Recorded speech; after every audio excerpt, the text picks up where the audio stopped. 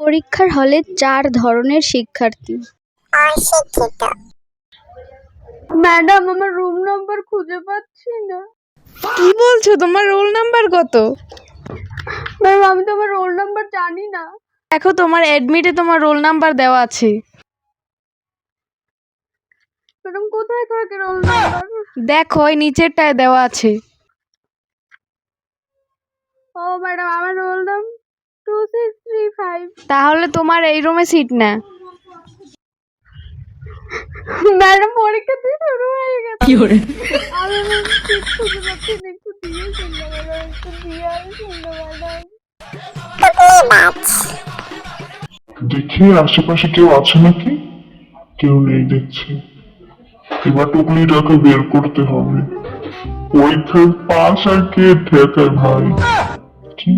হ্যাঁ, আবার অস্ত্র। বাবা তাড়াতাড়ি লেখেনি কেউ দেখার আগে। এই মন্টি, তোমার হাতে কি চিটিং করছো? না ম্যাডাম, না, আমি চিটিং করছি না ম্যাডাম। না না না ম্যাডাম, আমি চিটিং করছি না ম্যাডাম। আমি চিটিং নাটকবাজ,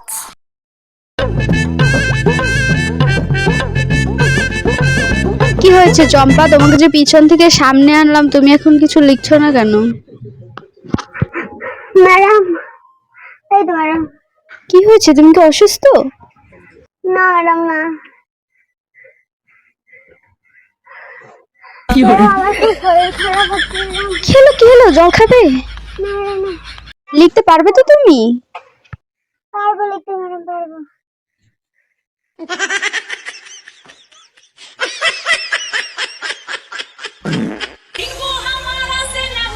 তুই কি 5 নাম্বারের গদাটা পারিস? বল, আমি তারপরে তোকেও তাই বলবো। বল। বাবা, আমার লেখা তো শেষ। এই শোনো না, 4 দাগের গ 4 পারিস? নাম্বারে গ গ। না রে ভাই, আমি পারিনি। আমি তো লিখেছি, ওকে বলবো না।